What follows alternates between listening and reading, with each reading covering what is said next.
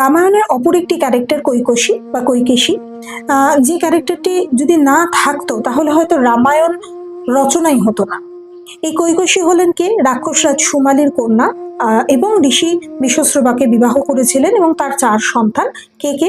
কুম্ভকর্ণ, রাবণ, শূর্পণখা, বিভীষণ, এই 4 সন্তান। কৈকসী যখন বড় হচ্ছে তখন আমরা দেখছি যে তিনি বারবার করে দেখছেন দেবতাদের কাছে তাদের হেরে যাওয়ার ঘটনা, এবং গ্র্যাজুয়ালি ওনার যে বংশ গৌরব সেটা ক্ষুণ্ণ হওয়ার জায়গা, একটা কালেকটিভ আইডেন্টিটি ক্রাইসিসের মধ্যে দিয়ে উনি বড় হচ্ছেন।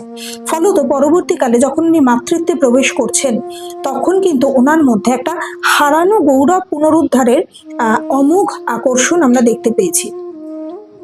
যখন তার মাতৃত্ব নিয়ে কথা বলা হয় তখন আমরা দেখছি কি যে মায়ের ইচ্ছার যে প্রজেকশন, অর্থাৎ এই যে হারানো গৌরব উদ্ধার, সেটা কিভাবে প্রজেক্টেড করা হয় বা প্রজেক্টেড করা উচিত তার সন্তানের মধ্যে, সেটা কৈকসী দেখাচ্ছেন।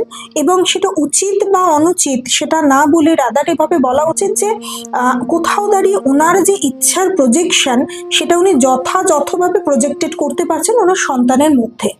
এখানে একটা খুব মজার থিওরি আছে, সেটা হচ্ছে ডোনাল্ড উইনিকট বলেছেন যে মাতৃত্বের ক্ষেত্রে কিন্তু একটা মেন্টাল ফ্রিডম দেওয়া উচিত সন্তানদেরকে, না হলে সে কিন্তু বেড়ে ওঠার জায়গায় পার্সোনালিটি প্রপারলি গ্রো করবে না। সেটা কিন্তু কৈকসীর ক্ষেত্রে আমরা দেখতে পাই না, এবং এটা কিন্তু আজকের দিনেও ভীষণভাবে রিলেটেড। দ্বিতীয় জিনিস যেটা, সেটা হচ্ছে দেখছি কি না, 4টি সন্তান কিন্তু 4 রকমের।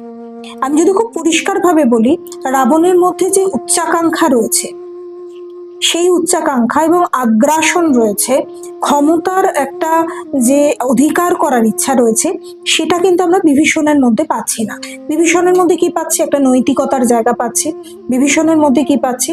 একটা ভক্তির জায়গা পাচ্ছি। এইগুলো কিন্তু আমরা পাচ্ছি। অর্থাৎ কোথাও দাঁড়িয়ে পারিবারিক মূল্যবোধের বৈচিত্র্যও কিন্তু আমরা দেখতে পাই। তাহলে কেন কৈকসীর এই যে মায়ের যে নিজস্ব একটা ইচ্ছা, হারানো গৌরব পুনরুদ্ধার করার ইচ্ছা, সেটা কেন প্রপারলি 4 জনের মধ্যে ইকুয়ালি প্রজেক্টেড হলো না? তার কারণ এক, জিনগত বৈশিষ্ট্য। তার কারণ ঋষি বিশ্বশ্রবার জিনও ছিল সন্তানদের মধ্যে। 2, তাদের পার্সোনাল এক্সপিরিয়েন্স।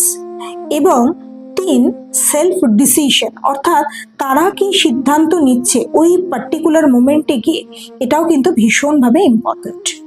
কৈকসীর লাইফে একটা অদ্ভুত সামাজিক তুলনা ছিল। অর্থাৎ আমি যদি এইভাবে বলি যে আমরা অনেক সময় কিন্তু কি করি না, নিজেদের সাথে সমাজের আর 5টা মানুষের কম্পেয়ার করে ফেলি, এবং এটা আমরা কিন্তু এখনো করি।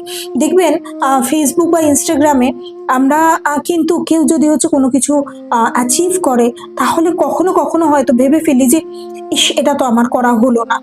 তো এই যে জায়গাটা, এটা যে এই যে সামাজিক তুলনা, লিওন ফেস্টিঙ্গার বলে একজন সাইকোলজিস্ট ছিলেন, যিনি সোশ্যাল কম্পারিজন থিওরিতে বলেছেন যে আমরা কিন্তু কনস্ট্যান্টলি সাবকনশিয়াসলি হোক বা কনসিয়াসলি হোক নিজেদেরকে অন্যদের সাথে তুলনা করতে থাকি, এবং সেই তুলনার থেকেই কিন্তু আমরা এই যে সিদ্ধান্তগুলো নিই সেগুলো ডিফারেন্ট হয়ে যায় একে অন্যের থেকে।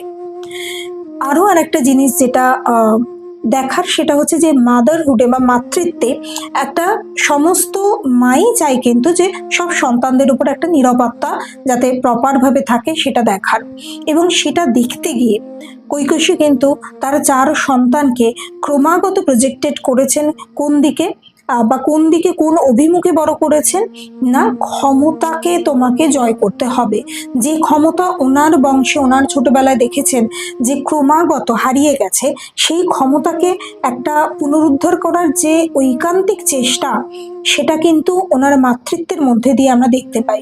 এবং কেন আজকে এই আলোচনাটা ভীষণভাবে প্রাসঙ্গিক, তার কারণ আজও কিন্তু বহু মা, বহু সন্তানের ক্ষেত্রে তাদের নিজেদের ইচ্ছে, সে যেটা করতে পারেনি সেটাকে চাপিয়ে দেওয়া, সে যেটা করতে পারেনি সেটাই হতে দেওয়া, এগুলোকে করার জন্য কিন্তু এই যে কোথাও গিয়ে প্যারেন্টিং প্রসেস, অর্থাৎ বাচ্চাকে যে লালন পালন করার পদ্ধতি সেটা ভয়ঙ্করভাবে টক্সিক হয়ে যায় এবং একটা হেলিকপ্টার প্যারেন্টিং হয়ে যায়।